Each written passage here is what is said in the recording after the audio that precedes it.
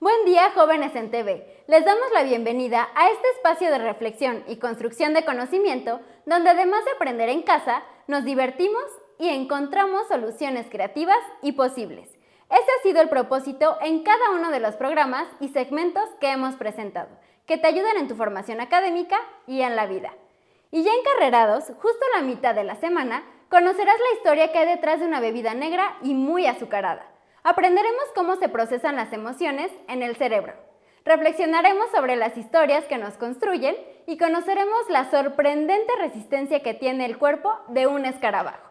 Esto y mucho más aquí en Jóvenes en TV. Comenzamos.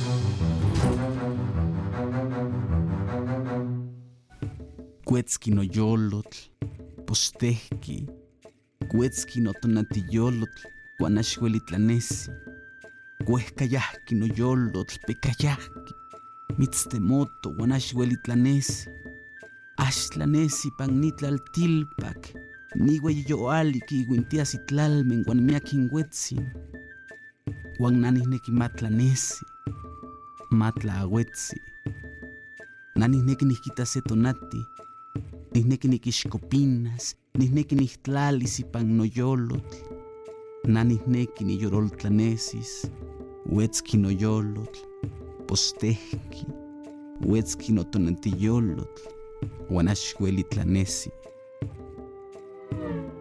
La arqueoastronomía es conocida como la disciplina que estudia las creencias y los conocimientos del cielo en las antiguas civilizaciones, basándose en los restos que se encuentran en las zonas arqueológicas de cada región.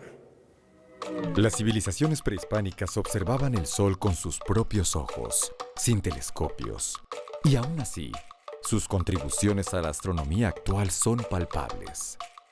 Si bien es cierto que el desarrollo de la astronomía moderna occidental se origina principalmente en Mesopotamia y la antigua Grecia, de nuestros antepasados heredamos la motivación y el interés apasionado por investigar las causas y descubrir los secretos que se encuentran ocultos a la simple vista. Del mismo modo, a partir de su estudio, podemos adentrarnos en la filosofía y la evolución sociológica de aquella civilización. Cuando hablamos en el México prehispánico de los observatorios, es importante que consideremos que la astronomía en la historia de la humanidad podemos dividirla en dos grandes periodos. Es el año de 1609 el que marca la diferencia, porque después de 1609 la astronomía será esencialmente óptica, tendremos los telescopios. Antes de 1609 no tenemos entonces los telescopios y por lo tanto la astronomía se desarrolla únicamente con la capacidad visual de los seres humanos. La arqueoastronomía es una disciplina relativamente nueva, surgida a partir del enigma que presentan algunos sitios arqueológicos en relación con sus estudios astronómicos. La principal fuente de información acerca de la astronomía prehispánica son sus calendarios, a través de los cuales se puede ver que conocían a la perfección el año solar y los ciclos de Venus y de las Pléyades. Además, los mayas adquirieron un amplio conocimiento sobre los ciclos y las fases lunares que registraron en tablas de lunaciones y eclipses. Conforme más nos adentramos en el estudio arqueoastronómico, son más las cosas que descubrimos y más las incógnitas que se presentan. Sin embargo, hay algunas conclusiones que podemos tener por seguras. Los calendarios mantienen una íntima relación con el desarrollo cultural, la escritura, la formalización de conceptos matemáticos y la elaboración de estelas con inscripciones, todo lo cual, en conjunto, refleja una luz de inquietudes sociales, económicas, políticas y científicas. Hacia el año 650 de nuestra era, se levantó Xochicalco y tuvo un esplendor hasta el año 900. Por 250 años este fue uno de los centros más importantes de la Mesoamérica. Y resulta interesante que la relevancia que tiene este sitio arqueológico está ligado con los cielos. Xochicalco está amarrado al cielo porque desde aquí tenemos diferentes elementos astronómicos. Tal vez el más sorprendente es pensar ver el cielo desde el inframundo, y es que el ingenio mesoamericano adaptó algunas de las cuevas que aquí tenemos, así las consideraban cuevas. La verdad sabemos, por estudios posteriores, que eran minas, las cuales se extrajo material para construir la ciudad. Antonio Alzate desde el siglo XVIII ya nos habla y empieza a haber estudios sobre estas. Van a pasar muchos años y muchos investigadores tratando de explicar por qué fue toda esta elaboración de las cuevas. Lo más relevante es que desde esta se pudo observar el cielo y resulta entonces sorprendente pensar cómo desde el inframundo, desde una cueva, puede ser conmensurable el cielo. Estamos justamente a la entrada de la famosa Gruta del Sol de Xochicalco. Además de los calendarios, hay otro aspecto que merece especial atención: los observatorios. En ciudades como Xochicalco, Monte Albán y Teotihuacán, se encuentran cámaras con una perforación en sus partes superiores, a través de la cual pasaba el sol. En el caso de Xochicalco, la observación del cielo llegó al punto en que los días en que el astro rey se encuentra en su cenit, la cámara se ilumina por completo, y era una señal para comenzar los ciclos de siembra. A la fecha, este fenómeno puede seguirse apreciando.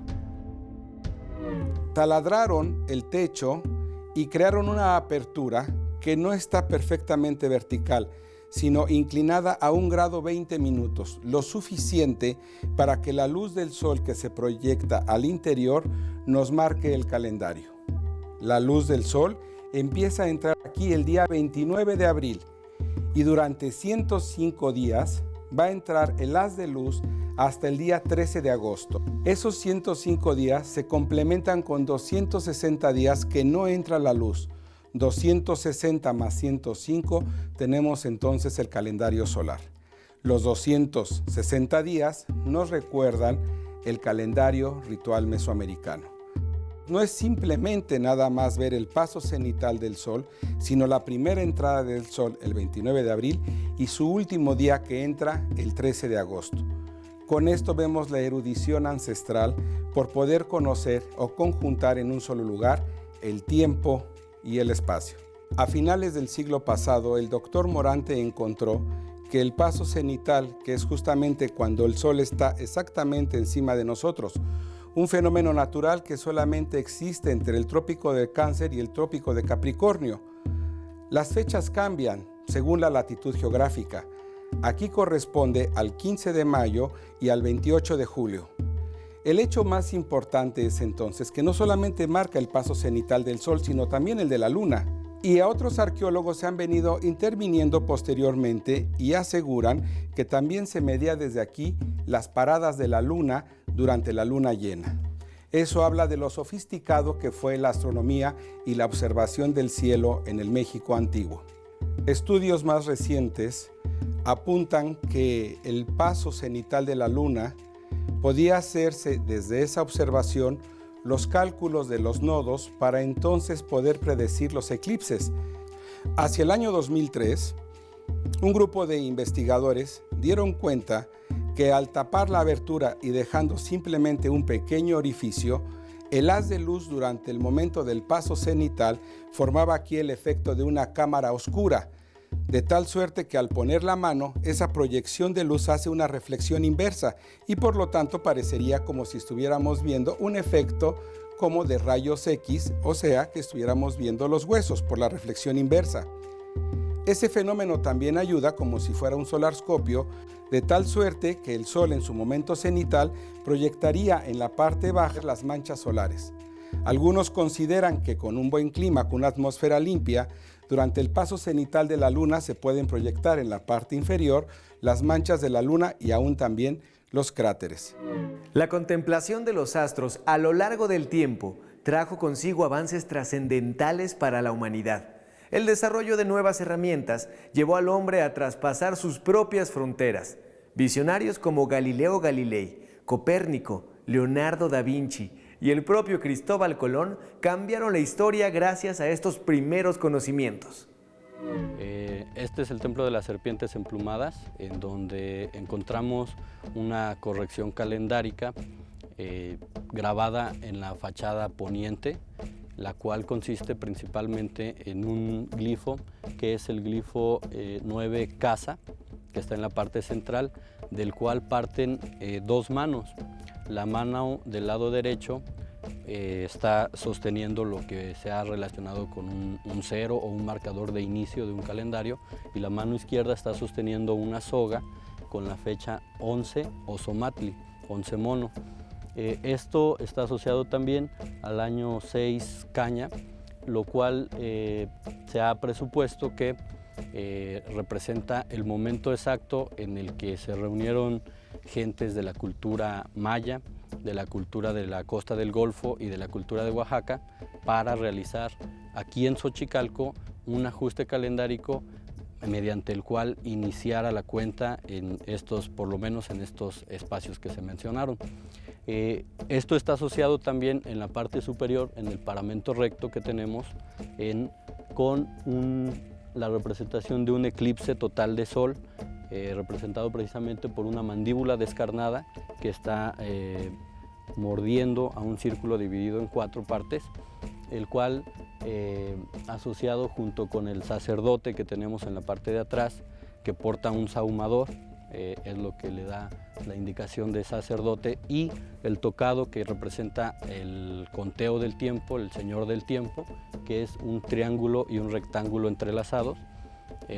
Todo esto hace referencia a un eclipse total de sol, como lo mencionábamos, que se dio en el año 743 después de Cristo, coincidente con el tiempo en el que Xochicalco tuvo su desarrollo y su máximo apogeo, que es entre el 600 y el 950 después de Cristo, durante el periodo epiclásico mesoamericano.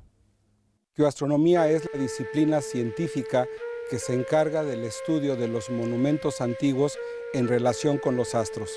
Y no solamente los monumentos, también los instrumentos. Por eso estamos aquí, porque es un magnífico ejemplo.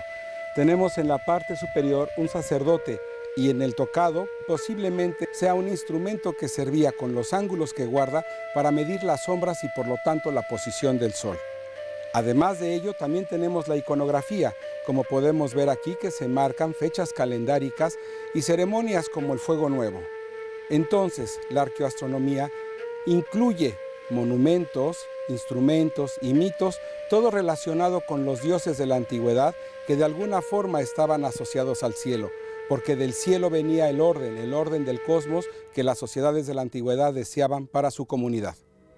Para construir un calendario riguroso que les permitiera sistematizar los acontecimientos importantes, todos los pueblos americanos precolombinos, desde Canadá hasta la Patagonia, tuvieron que levantar construcciones o trazar dibujos en el suelo con el fin de que funcionaran durante muchos siglos como auténticos almanaques de piedra. Nos encontramos aquí en la fachada norte del Templo de las Serpientes Emplumadas, en donde podemos encontrar 2 cuerpos de serpientes emplumadas como motivo principal, dispuestos de manera ondulante, con la característica precisamente de tener plumas a lo largo de todo el cuerpo, así como caracoles recortados, y entre ellos también pequeñas cuentas circulares que se conocen como chalchihuites. Esto nos da cuenta de lo sagrado de la serpiente. Nos revela también una influencia muy notoria de la costa del Golfo. Estas representaciones son muy encontradas en el área del Tajín, que es contemporáneo a Xochicalco, precisamente del periodo epiclásico. Y entre los cuerpos ondulantes de la serpiente encontramos representaciones de sacerdotes mayas. Estos pues portan un tocado también de una serpiente, y en algunos casos aparentemente están emitiendo alguna palabra, alguna información sagrada por las características de las plumas que acompañan a los glifos, que están relacionados con lo que emana de la boca. Adicionalmente también tenemos la representación del Fuego Nuevo, relacionado con la fecha 9 ojo de reptil, que se repite constantemente alrededor de todo el templo. Y en la parte superior tenemos nuevamente sacerdotes del cómputo del tiempo, pero cada uno con características diferentes de posiblemente el lugar específico de donde vienen. Tenemos algunos ejemplos como un par de pies cruzando un río, aquí en la parte superior. Tenemos animales que pueden ser relacionados con el glifo emblema del lugar de donde procedían, y en todos tenemos continuamente y constantemente, de manera invariable, la representación del eclipse total de sol. Esto es lo que conforma de manera general al Templo de las Serpientes Emplumadas, que hay que recordar estuvo, además de estar petrograbado, estuvo estucado y tenía capas de pigmentos, tenía capas de colores. Lo podemos apreciar en algunos restos todavía. Y bueno, tiene aproximadamente ya 100 años, más de 100 años de investigaciones científicas, y está reportado dentro de Xochicalco desde el siglo XVI por Fray Bernardino de Sahagún, y es uno de los dos motivos por los cuales fue inscrito Xochicalco dentro de la lista del Patrimonio Cultural de la Humanidad, simplemente por el Templo de las Serpientes Emplumadas y por ser un ejemplo excepcionalmente conservado de una ciudad del periodo epiclásico mesoamericano con todas las características que presenta, encontrado aquí en México. Nos encontramos en la Plaza de la Estela de los Dos Glifos en Xochicalco, un lugar muy significativo porque el eje de simetría de esta plaza está a los extremos que alcanza el sol durante el amanecer y el ocaso. Tenemos entonces que un observador en la estela que está a mi espalda, viendo hacia el este al amanecer, verá en el extremo derecho el solsticio de verano, esto es, al norte. El sol tendrá un movimiento durante el año sobre el templo que tenemos frente a nosotros, y justamente en el eje de simetría central verá salir el sol para el día del equinoccio. El sol sigue su movimiento aparente hacia el sur y llegará entonces al solsticio de invierno. Eso lo tenemos al amanecer. Si nos volteamos y vemos hacia el oeste, esto es hacia el ocaso, tendremos entonces en el extremo derecho, al norte, el solsticio de verano, y un poco más hacia el centro, el punto donde el sol se oculta para el paso cenital del sol. Y el paso cenital del sol es profundamente significativo aquí en Xochicalco, porque ya hemos entrado a la gruta observatorio solar o la gruta del sol, donde hemos visto cómo el sol lanza un chorro de luz que cae vertical el día del paso cenital. El sol llegará al centro de este eje de simetría y encontrará entonces el equinoccio al ocaso. Tenemos dos equinoccios, el de primavera y el de otoño. El sol seguirá su movimiento entonces hacia la izquierda para llegar a su punto máximo en el sur, que será el solsticio de invierno.